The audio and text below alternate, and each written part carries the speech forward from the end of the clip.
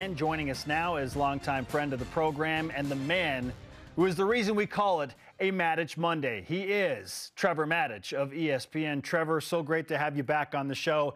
It can mean only one thing. We're close to football. How are you feeling right now about the approaching football season? You know, I'm feeling great, guys, just great. There's been so much happening in the offseason that will affect the season, things that'll have unintended, unknown consequences. And I'm looking forward to seeing how all that plays out combined with what's going to happen on the field. Hey, other than the quarterback battle, what's the top storyline you'll be looking for out of BYU camp? I think it's defense in the front seven. They need to stop the run better, which means they need to stay healthy.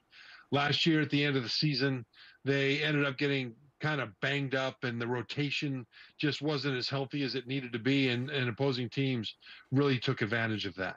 And in addition to that, they need to find a pass rush.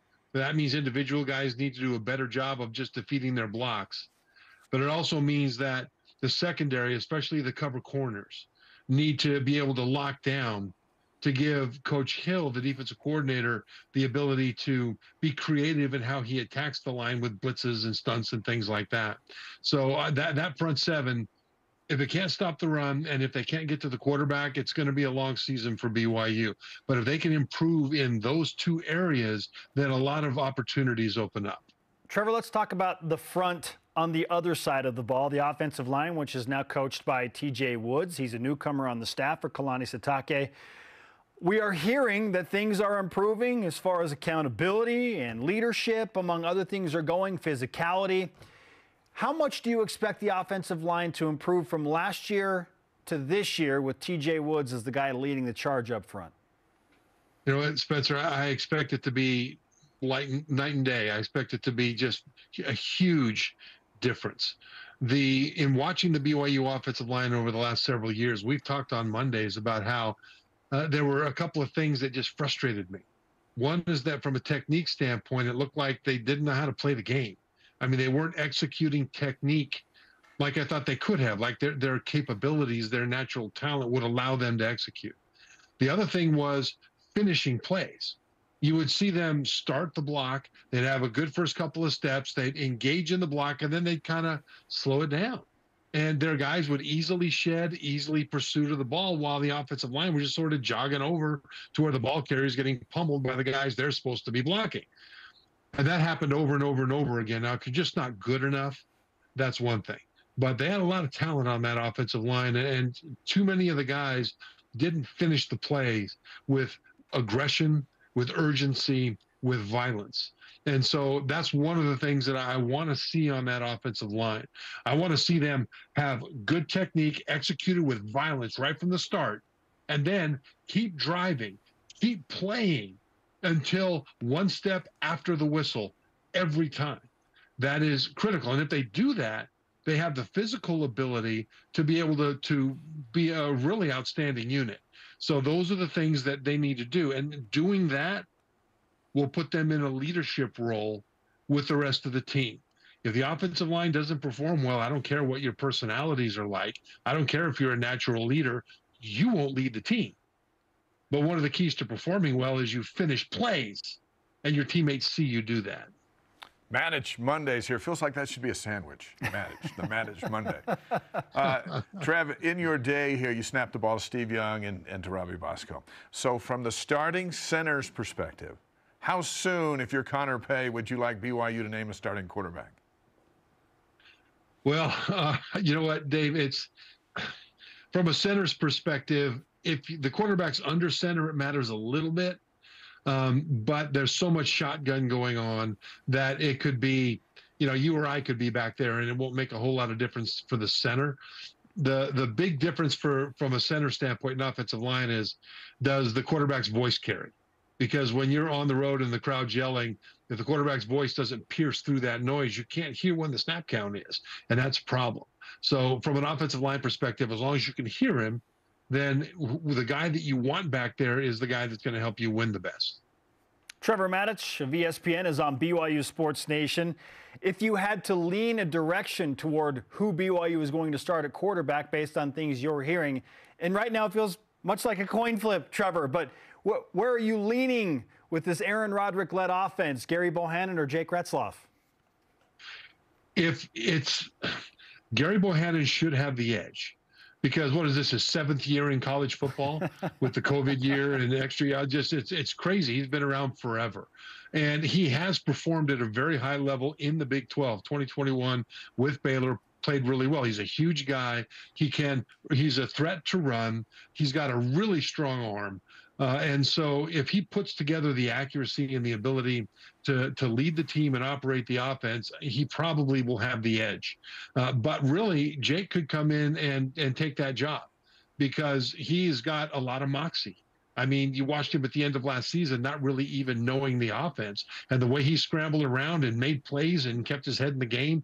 I think he has a good chance too. If I had to pick it right now, it would be the experienced guy. It would be Gary. But ultimately, the receivers on this team should be the strength, if not just a strength, of the offense. They're very deep at wide receiver. They've got pass catchers at tight end. They've got backs who can get out of the backfield and run those option routes, and that's important.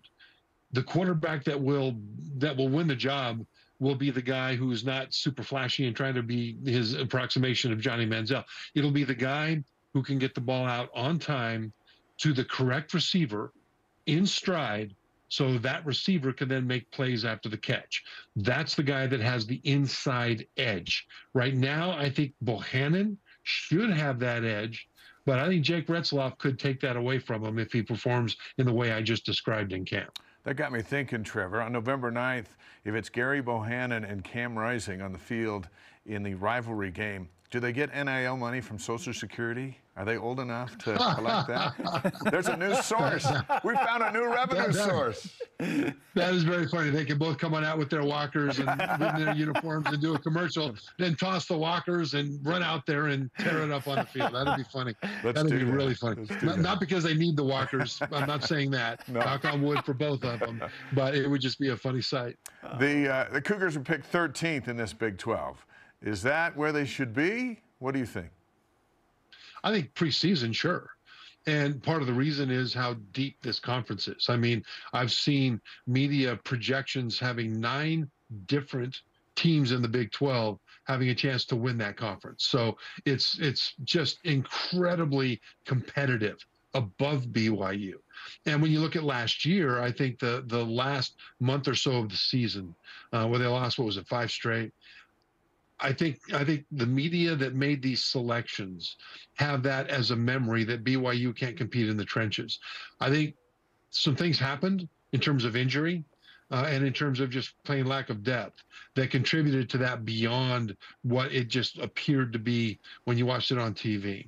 But I think BYU also has a lot of guys that are going to improve. They're just going to get better.